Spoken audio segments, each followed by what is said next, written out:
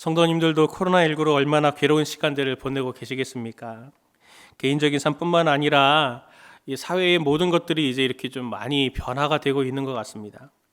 저도 코로나19를 지나면서 또 이렇게 성도님들을 뵙지도 못하고 가까이 하지 못하는 이런 여러 가지 상황들을 겪으면서 힘들었던 것들이 많았는데, 그래도 제일 힘들었던 것 중에 하나가 무엇이냐면은 이 코로나19를 지나면서 교회에 대한 이미지가 너무 안 좋아지는 것들을 보면서 참 목사로서 너무 참 견디기 힘들더라고요.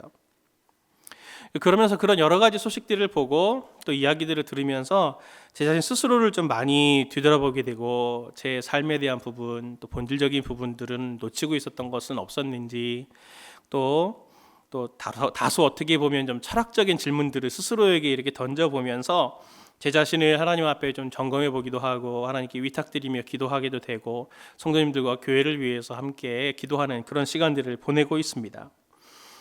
제가 스스로 질문했던 것 중에 하나가 뭐였냐면은 이런 질문이었습니다. 그리스도인은 무엇인가? 그리스도인은 무엇인가? 제가 묵상하고 기도하면서 이게 정답은 아니지만 성경을 통해서 하나님이 우리의 삶에 두신 뜻을 크게 보면 두 가지 정도로 신약이 말해주고 있는 것 같다는 생각을 제가 하게 됐습니다. 오늘 제가 그걸 가지고 좀 나누려고 합니다.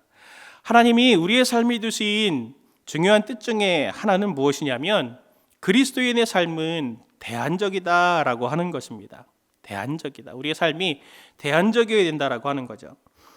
미디어를 보면요, 14세기의 패스트가 흑사병이 이렇게 퍼져서 많은 사람이 죽은 후에 세계가 이렇게 변화되었던 것처럼, 이제 이 코로나로 인해서 코로나 이전과 코로나 이후가 굉장히 많이 바뀔 거다라는 얘기들을 하는 것들을 본 적이 있습니다.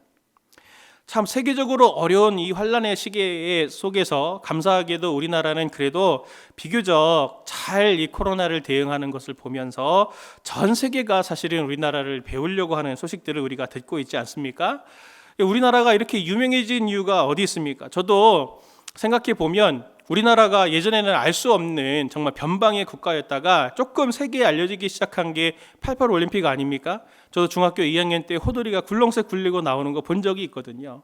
그때도 유명해졌지만 이번에 이 코로나를 지나면서 이 전 세계가 정말 우리나라를 배우려고 하는 이것은 무엇 때문인지 우리가 너무나 잘 알듯이, 우리나라의 방역이 전 세계가 볼 때 정말 모범적이기 때문이죠. 배울 만한 점이 많았기 때문입니다. 대안적이었다라고 하는 거죠. 성경이 말하는 이 세상을 보면, 또 우리를 보면 정상이 아닙니다. 영적으로는 완전히 죽은 상태고 부패되어 있는 상태고, 결과적으로 죽음의 냄새가 진동하는 것 같은 삶을 우리가 지금 살고 있기 때문에, 구제불능의 상태이기 때문에 예수 그리스도의 구원이 필요하고 하나님의 도우심이 필요한 것이죠. 지금도 여전히 그렇지만 코로나 이전에도 여전히 우리는 이러한 죽음의 공포와 위기들, 그리고 고통과 소모적인 삶들을 우리가 살아왔던 것을 잘 알고 있습니다. 사람들이 술이나 쾌락 이런 것들을 의지하지 않고서는 살아갈 수 없는 존재들. 그래서 정말 신라 같은, 또 너무나 찰나 같은 짧은 시간이라고 할지라도 그 쾌락에 사람들이 집중하고, 그리고 행복이라는 것에 목매는 것들을 보면 우리가 이런 것들이 너무나 가까이 잘 느껴지지 않습니까? 자신의 힘으로 살다가, 열심히 살다가 한계 상황이 딱 닥쳐서 자기의 힘으로 그것을 극복해내지 못할 때 사람들은 한계가 닥치면 이제 완전히 무너져 내리는 모습을 볼 수 있지 않습니까? 그래서 한계 상황이 되면 스스로에게 늘 나는 잘못 살았다 이렇게 얘기하기도 하고, 또 외롭다고 느끼고 나는 무가치하다 이렇게 방황하는 그러한 일들을 우리가 주변에서 많이 듣고, 또 우리도 스스로 경험하고 있지 않습니까? 제가 최근에 재미있는 독립영화를 하나 봤습니다. 소식을 듣고 어떤 미디어를 통해서 접하게 돼서 봤는데, 제목이 찬실이는 복도 많지라는 영화입니다. 찬실이는 복도 많지. 주인공이 여자인 나이 40 먹은 이찬실이라고 하는 주인공이 나오는데, 영화 감독 프로듀서입니다. 그런데 영화를 이제 시작하는 크랭크인 하는 날, 그 크랭크인 하면서 이제 뭐 영화에서 고사 지내지 않습니까? 시작할 때 사람들이 고사 지내고 막 회식할 때, 그때 감독이 심근경색으로 그 자리에서 죽어요. 그러고 나서 영화가 중단되고, 영화 프로듀서인 찬실이는 이제 어떻게 보면 직업을 잃게 되죠. 그런데 위기는 뭐냐면 아무도 이제 자기를 찾아주는 사람이 없는 겁니다. 그래서 이제 자기가 쫄딱 망해가지고 이제 생계가 위협이 돼서 어디 달동네로 이제 이렇게 이사를 하게 돼요. 한 할머니가 집주인인 달동네. 근데 그 할머니가 찬실이에게 이렇게 물어봅니다. 뭐 했어? 뭐 하면서 살았어? 직업을 물어볼 때 찬실이가 이렇게 얘기해요. 저는 영화 프로듀서였는데, 그러니까 할머니가 그게 뭐 하는 거야, 프로듀서가? 그랬더니 그거요, 이제 저도 잘 모르겠어요. 그 얘기가 굉장히 저한테 이렇게 임팩트가 탁 있더라고요. 뭐 하는 사람이고 뭐 하는 사람이고 나는 그 잘 모르겠는데 그 프로듀서가 뭐 하는 거야? 자꾸 반복적인 질문에 내가 뭐 하는 사람인가? 지금 과거에는 프로듀서였지만 지금은 이제 완전 백수거든요. 근데 이 프로듀서가 뭐 하는 사람인지 자기 정체성조차도 완전히 잃어버린 그 찬실이의 모습을 보면서 제가 제 생각을 하게 됐습니다. 코로나를 보면 코로나 이후에 성도님들 한번 생각해 보시죠. 봉사도 못 하시죠? 예배도 잘 못 드리시죠? 다락방도 못 하죠? 순장님들, 성도님들도 못 만납니다. 누가 우리에게 그리스도인이 뭐 하는 건데 물어보면 성도님들은 뭐라고 하시겠습니까? 뭐라고 대답하실래요? 그리스도인은 어떠한 사람입니까? 오늘 본문을 세번역으로 보면 원문에 좀 직역에 가깝게 세번역이 되어 있는데 같이 한번 오늘 본문의 말씀 베드로전서 2장 9절 10절 말씀을 같이 한번 보도록 하겠습니다. 같이 한번 보겠습니다. 시작. 그러나 여러분은 택하심을 받은 족속이요 왕과 같은 제사장들이요 거룩한 민족이요 하나님의 소유가 된 백성입니다. 그래서 여러분을 어두움에서 불러내어 자기의 놀라운 빛 가운데로 인도하여 내신 분의 업적을 여러분이 선포하는 것입니다. 여러분이 전에는 하나님의 백성이 아니었으나 지금은 하나님의 백성이요 전에는 자비를 입지 못한 사람이었으나 지금은 자비를 입은 사람입니다. 오늘 본문을 보면 그리스도인에게는 늘 하나님의 이름이 따라 붙습니다. 하나님께 속했고 하나님의 영향력 아래에 있는 사람들이라는 것이죠. 왜 그리스도인들에게 하나님이 붙습니까? 오늘 본문의 10절의 말씀을 보면은 하나님이 나에게 하신 업적, 그 일을 통해서 나를 통해 하나님이 이 세상에 선포적으로 보여주고 드러내기 위해서 하나님이 우리를 그리스도인으로 부르신 것이다 라고 하는 것을 설명하는 것을 볼 수 있습니다. 성도님들 한번 생각해 보십시오. 하나님이 나에게 하신 일이 무엇입니까? 나에게 하신 일, 한마디로 말한다면 구원하심이겠죠. 구원하심. 제가 최근에 교회 사역 때문에 어떤 성도님을 한 분 만났습니다. 그래서 그분도 사업을 하시는 분이기 때문에 제가 물어봤거든요. 성도님, 사업 요즘 코로나로 인해서 어려우시죠? 그랬더니 저한테 어떻게 하셨냐면 이렇게 하셨어요. 빵원이에요. 그 얘기 듣고 어떡해요. 수입이 전혀 없으면 어떡해요. 그랬더니 그분이 뭐라고 그러셨냐면 이분이 이제 큰 대기업들하고 같이 이렇게 일하시는 분이거든요. 그랬더니 이분이 뭐라고 하시냐면 어떤 항공사는요, 땡땡 항공사는 수입이 몇 천억이 들어와야 되는데 빵원이래요, 거의. 근데 저는 몇 천만 원인데 겨우 빵원인걸요? 저는 상대적으로 괜찮아요. 이렇게 얘기하시는 거면 제가 되게 밝게 얘기하셨거든요. 그 얘기를 보면서 야, 내가 저 입장이 되면 저렇게 웃으면서 저렇게 얘기할 수 있을까 생각이 들면서 그분이 성격이 원래 밝아서가 아니라 저렇게 얘기할 수 있는 거는 저기에 믿음의 힘이 작동이 되고 있는 것은 아닐까? 제가 그렇게 생각을 해봤습니다. 쉬운 고백이 아니잖아요. 당장 오늘 이번 달을 살아야 되는데 수입 빵원이다. 이런데 어떻게 웃으면서 우리가 그렇게 넘어갈 수 있겠습니까? 근데 하나님께서 그분의 안에서 일하시고 또 그분을 보호하시고 느껴지게 되면 상황과 환경과 상관없이 그 마음에 담대함과 용기와 희망이 생기는 것을 성도님들도 한 번씩은 다 경험해 보시지 않았습니까? 하나님이 나에게 하시는 일이 구현이 되면은, 하나님의 구원하심이 나에게 나타나면은 반드시 나와 비슷한 절망 가운데 있는 사람들은 그것이 뭘까라는 생각을 하게 됩니다. 그리고 그분들에게 우리들은 대안으로 보이죠. 탈출구로 보입니다. 저 사람처럼 하면 나도 저렇게 탈출할 수 있겠구나, 이 위기를 벗어날 수 있겠구나 생각하지 않겠습니까? 마치 오늘날 우리가 코로나 상황에서도 우리나라가 이렇게 주목받는 것처럼 말이죠. 오늘도 삶의 많은 문제들 속에 있는 사람들이 있습니다. 물신의 노예가 되어져서 물질이 있고 없고에 따라 목숨이 달려있다고 생각을 하는 사람들, 또 고통과 죽음에 떨고 있는 사람들에게 하나님의 구원하심이 무엇이고 하나님의 자비하심의 실체와 실제가 무엇인지를 보여주는, 그들에게 탈출구 역할을 할 수 있는 존재들이 누구겠습니까? 바로 우리인 것이죠. 하나님이 그런 역할들을 위해서 우리를 부르셨습니다. 그래서 우리의 삶이 대안적이라고 말을 하는 것이죠. 두 번째로 하나님이 우리의 삶에 두신 뜻의 두 번째가 있는데, 그게 무엇이냐면은 그리스도인의 삶은 실제적이다라는 것을 성경이 말하고 있는 것입니다. 실제적이다 그러면 대안적이라는 말하고 비슷한 표현으로 들릴 수 있지만, 사전을 찾아봤습니다. 실제적이라는 말의 뜻이 무엇이냐 했더니 현실에 바탕을 두거나 현실을 중요하게 여기는 것이 실제적이다라고 설명을 하고 있더라고요. 그러니까 실제적이라는 말은 아주 현실적이라는 말이죠. 그리고 아주 쓸모있다는 얘기입니다. 제가 인터넷에 어떤 커뮤니티를 들어가서 이렇게 쭉 보다가 코로나가 알려준 10가지 사실이라는 제목을 달린 게시물을 제가 봤어요. 10가지인데 제가 4번째까지만 제가 한번 읽어보겠습니다. 첫 번째, 유럽은 생각했던 것만큼 선진국이 아니었다. 2번, 부자라고 가난한 사람보다 면역력이 좋은 건 아니었다. 3번, 종교는 단 한 명의 환자도 살리지 못한다. 4번, 축구 스타보다 의료인들이 훨씬 값어치 있다. 전 3번을 보면서 할 말은 많지만 구차해서 말하지는 않겠습니다. 예. 한번 생각해 보십시오. 종교는 단 한 명의 환자도 살리지 못한다. 맞다고 생각하는 사람도 있고 틀리다고 생각할 사람도 있겠지만 어떻습니까? 저는 속상한 게 거기에 대해서 반박을 하고 싶은 게 아니라 왜 이런 얘기를 들어야 되나라고 하는 것에 제 속상함이 있었습니다. 우리가 좀 놓치고 살아왔던 것이 있지 않았을까? 그 생각을 좀 더 깊게 해보게 되었던 거죠.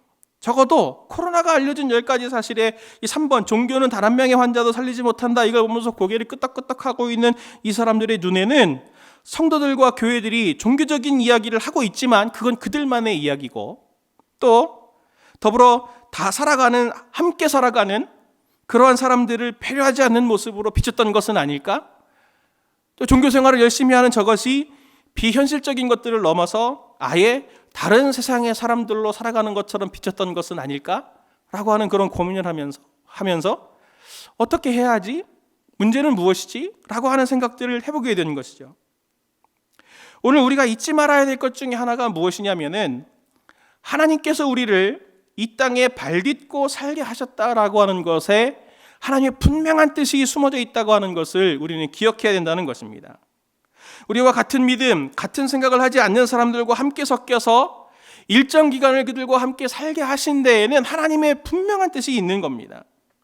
그걸 우리가 무시해서는 안 되는 것이에요.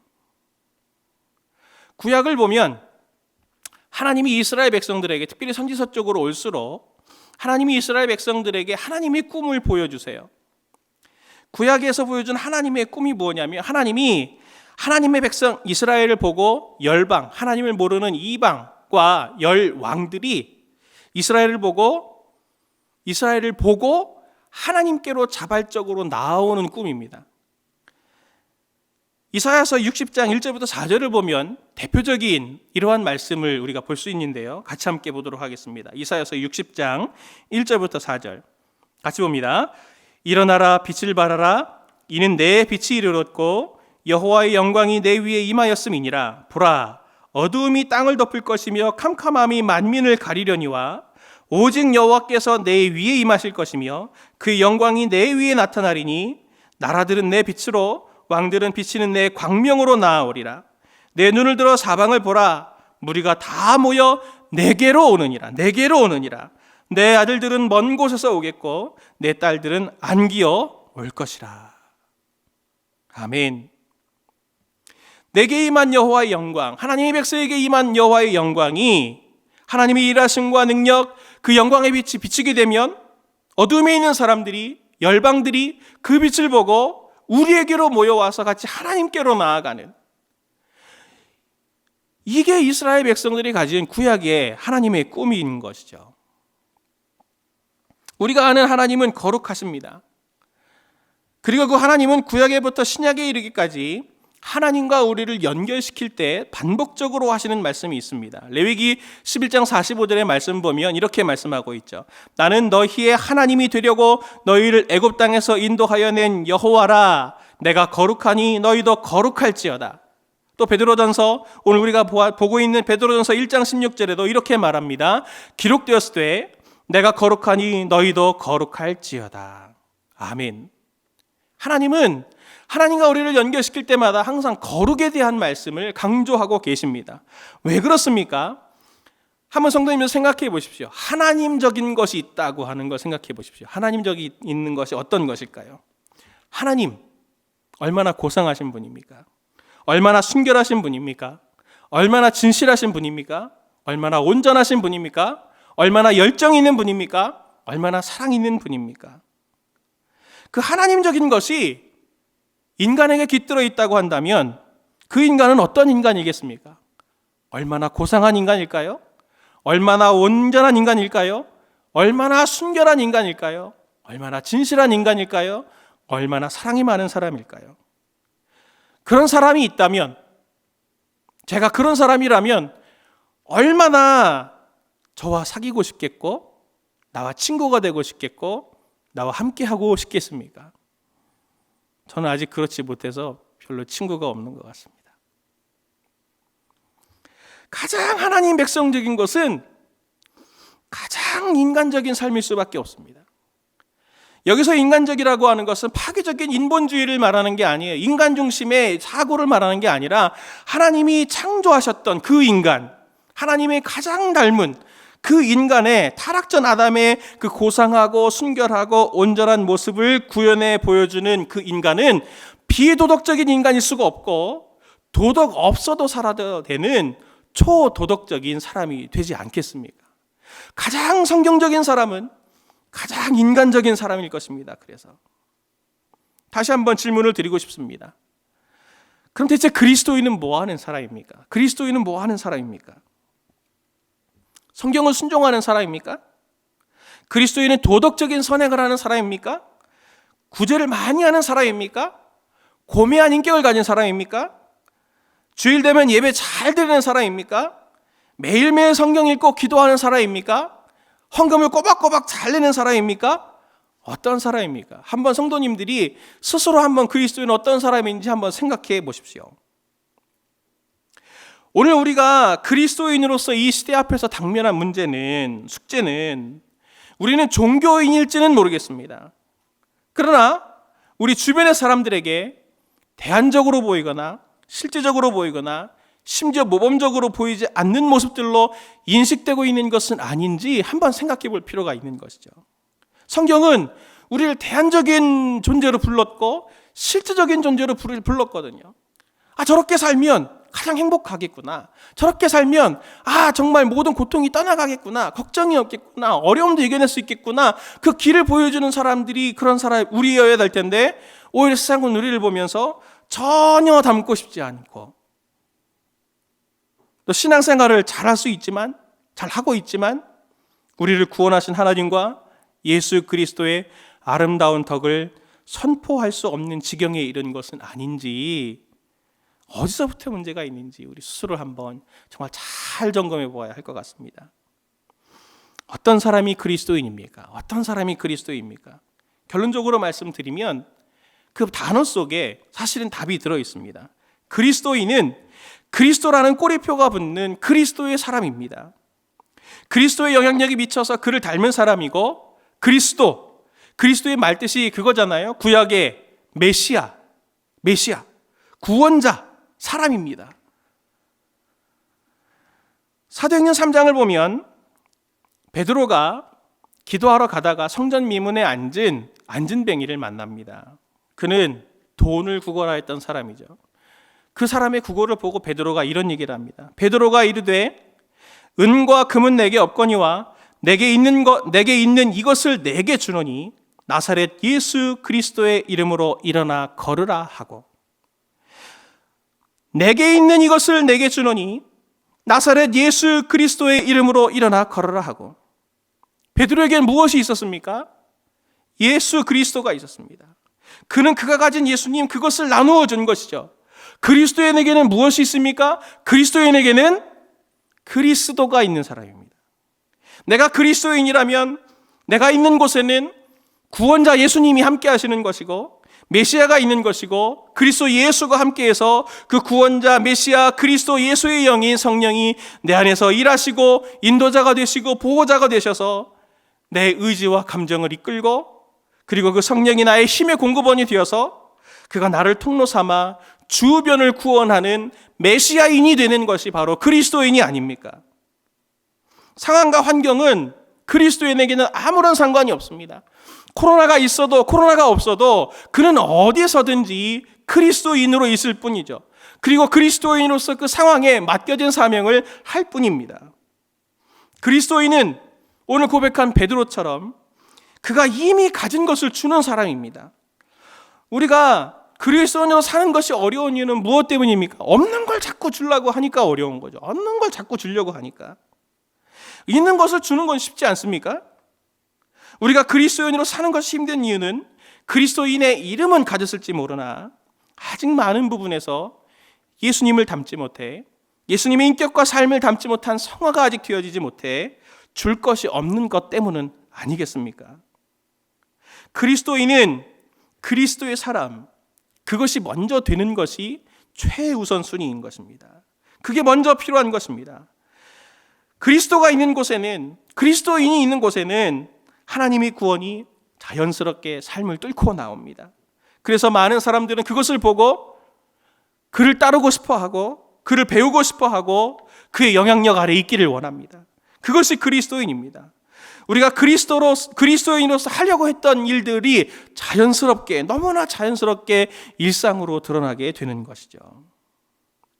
결국 우리에게 예배와 묵상과 훈련과 기도와 봉사와 섬김과 긍휼 모든 것들은 한 가지 목표에 사실은 방점이 맺혀져 있습니다. 무엇입니까? 바로 예수님을 닮는 것에 있습니다. 예수님을 닮는 것.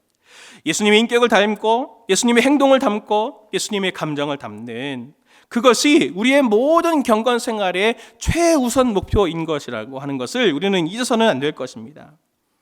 그럼 거꾸로 이런 질문을 해볼 수 있겠죠. 목사님, 어떻게 해야 됩니까? 그리스도인을 닮으려면, 예수님을 닮으려면 어떻게 해야 됩니까? 어떻게 우리가 예수님처럼 될 수 있나요? 성경은 절대로 우리에게 실현 불가능한 것을 우리에게 말하는 것이 아닙니다. 오늘 본문을 보면 사도 베드로는 1장부터 우리가 읽었던 2장 10절까지 원론적인 그리스도의 정체성에 대한 부분을 이야기하고 난 다음에 그 이후부터는 아주 실질적인 내용들을 설명하고 있는 걸 볼 수 있습니다. 2장 11절부터 17절까지는 권세와 제도에 대한 순종과 복종이 있어야 된다라고 하는 것을 설명해주고 있고, 그리고 난 다음에 무사람에 대한 공경과 형제사랑에 대한 이야기를 합니다. 또 18절부터 25절까지는 노예들에 대해서 노예들아 너희들이 너의 상전을 어떻게 섬겨라 라고 하는 아주 실질적인 내용들을 말하고 있고, 3장 1절부터 7절까지 보면 아내와 남편에 대해서 당부를 합니다. 그리고 3장 8절 이후에 다시 형제사랑과 선과 의를 위한 고난 당하는 것과 같은 아주 실질적인 이야기들을 하고 있는 것이죠. 너희가 노예지만, 너희가 아내지만, 너희가 남편이지만, 너희가 어떤 사람의 수하에 있는 사람이지만 너희가 이 상황에서 너희가 그 삶의 자리에서 어떻게 그리스도인으로 살아야 되느냐라고 하는 그리스도인에 대한 이야기를, 실질적인 이야기들을 하고 있는 것이죠. 이런 베드로의 의도는 아주 선명합니다. 저는 요리를 안 합니다. 못하는 게 아니라 안 합니다.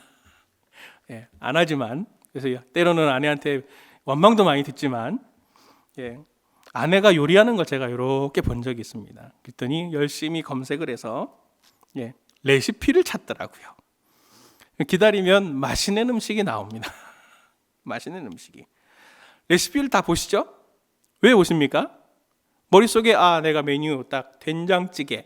그러면 머릿속에 떠오르는 된장찌개를 가지고 이제 그 레시피를 대로 하면 어떻게 됩니까? 된장찌개가 나오죠. 레시피는 가이드지 않습니까?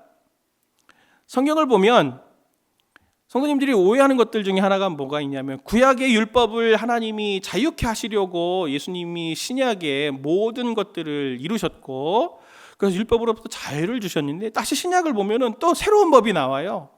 또 순종하래요. 그럼 구약과 신약은 무슨 차이인가? 이런 생각들을 우리가 할 수 있지 않습니까? 신약에서 얘기하는 오늘 본문의 베드로의 이러한 교훈들 같은 것, 이러한 계명들처럼 보이는 이것들은 사실은 예수님이 되는 법의 레시피입니다. 이대로만 하면, 이렇게 하면 예수님의 인격과 삶을 유지하면서 우리가 실생활에서 어떻게 살 수 있다라고 하는 것을 설명해 주고 있는 것이죠. 그리스도인은 예수님의 인격과 삶이라는 목표를 선명히 바라보고 놓치지 않고 그 하나님의 말씀의 교훈과 그 인도하심에 따라서 따라가면, 시간이 가면 예수님을 닮는 사람이 되는 것입니다. 1만 시간의 법칙이라는 걸 아시죠? 1만 시간. 어떤 사람이든 어떤 이 과정에서 1만 시간을 투자하면은 전문가가 된다라고 하는 그런 것에서 1만 시간의 법칙이라는 게 나왔습니다. 근데 최근에 좀 나온 지 오래된 책이긴 하지만 안데르스 에릭손, 로버트 프리라고 하는 이 두 분이 집필한 1만 시간의 재발견, 노력은 왜 우리를 배신하는가? 저 같은 사람을 위해서 이렇게 쓰여진 이 책이 있더라고요. 1만 시간을 들인다고 다 전문가가 되는 건 아니더라, 달인이 되는 건 아니더라라고 하는 거 이 책으로 증명을 해냈어요. 만족할 만한 실력이 있다고 기계적으로 일한 20년 경력의 의사가 5년 정도밖에 된 경력이 안 된 의사보다 훨씬 못하게 되는 경우들이 많다는 증명을 해냅니다. 1만 시간의 법칙은 그냥 단순히 기계적으로 1만 시간을 다 들인다고 해서 전문가가 된다는 게 아니에요. 1만 시간을 들이되 1만 시간을 들여서 전문가가 되려면 조건이 있다는 것입니다. 이 사람이 이게 실험을 해요. 대학생들을 불러가지고 한 사람 불러서 일주일에 뭐 한두 번씩 이렇게 불러갖고 훈련을 해요. 실험이 어떤 식이냐면, 내가 지금 숫자를 불러줄 테니 너는 그 불러주는 숫자를 기억하고 받아 적어봐. 그러면 이제 2개씩, 4개씩 이렇게 부르는 거예요. 4개 부르고 나서 다 외웠으면 6개. 또 6개를 다 외웠으면 8개. 그리고 또 만약에 불렀는데 8개 불렀는데 틀리면은 다시 6개. 뭐 이런 식으로 해가지고 몇 개까지 외울 수 있을까? 이 훈련을 하는데 보통 사람들이 7개까지는 기억을 한다고 합니다. 7개까지. 2자리 숫자를 7개까지 기억하는데, 이 사람이 훈련을 하면서 이 학생이 최종적으로 몇 개까지 했냐면은 82개까지 한 번에 외우기 시작하는 거예요. 82개. 대단하지 않습니까? 저는 수학을 진짜 못하는데, 산수도 못하는데 82개 숫자를 외운다니 대단합니다. 이걸 어떻게 할 수 있냐면, 나중에 연구를 해보니, 실험을 해보니 전문가가 되려면 2가지가 있어야 된다는 거예요. 하나는 뭐냐면 심적 표상이 선명해야 된다. 자신의 목표와 이미지가 선명해야 된다는 거죠. 나는 반드시 8개 이상을 외울 거야. 최대한 내가 많이 외워봐야지 하고 이 목표 시점을 선명하게 기억을 하는, 그게 첫 번째가 필요하고, 두 번째는 뭐냐면 전문가의 코칭이 필요하다고 하는 겁니다. 이 2가지가 딱 마주치면, 조건이 되면 전문가가 된다는 거죠. 이 1만 시간을 딱 들이면. 네. 성도님들을 보면요, 교회에서 만나는 성도님들을 보면, 열심히 섬기시는 분들을 보면 정말 제가 존경할 만큼 열심히신 분들이 많아요. 뭐든 열심히 하시려고 하세요. 좋은 습관입니다. 그런데 열심히 봉사하고 열심히 예배하고 열심히 기도하면 정말 그리스도인이 됩니까? 무엇을 위해서 우리가 그렇게 예배드리고 기도하고 성경 공부하고 봉사를 하고 구제를 합니까? 시간이 쌓인다고, 직분이 쌓인다고, 나이가 먹는다고 그리스도인이 되는 것은 아닙니다. 제가 경험해 본 바에 의하면 1만 시간의 재발견의 표현대로 하면, 진짜 그리스도인이 되려면 심적 표상이 선명해야 됩니다. 나는 예수님을 닮을 거야. 나는 어떻게 해서든지 예수님을 닮을 거야. 반드시 예수님을 닮아갈 거야 라고 하는 신앙생활의 목표가 아주 선명하셔야 됩니다. 두 번째는 전문가의 코칭이 필요하죠. 어떻게 하면 예수님처럼 되는가? 어떻게 하면 예수님의 인격과 삶을 내 삶의 인격으로 받아들일 수 있는가라고 하는 것은 말씀과 성령의 인도함을 받는 것이 필요한 것이죠. 이 1만 시간의 재발견의 표현대로 한다면 말입니다. 우리는 완성될 예수님의 모습을 꿈꿔야 합니다. 성경은 그것을 계속 얘기해요. 계속 얘기해요. 그리고 그것에 이르지 못한 나를 자꾸 말씀에 비추어 보면서 예수님의 모습이 아닌 것은 어떤 것이 있었는가? 오늘 나는 지난 어제 동안 어떻게 예수님의 모습이 아닌 모습으로 살아왔던가? 오늘 나는 어떻게 이 모습 상황 속에서 예수님의 모습을 드러낼 것인가? 이 고민을 하고 계속 시도하는 모습들이 우리 가운데 있어야 되는 것이죠. 그리고 계속 우리 자신을 말씀 앞에 비추어 놓고 말씀의 검 아래 우리를 깎아나가야 되는 것입니다. 말씀을 마치려고 합니다. 우리는 그리스도인입니다. 우리는 그리스도인. 오늘 우리에게 선명한 하나님의 뜻은 예수님이 이 땅에서 우리가 살아 숨쉬는 이 순간 동안 작은 예수가 되기를 원하십니다.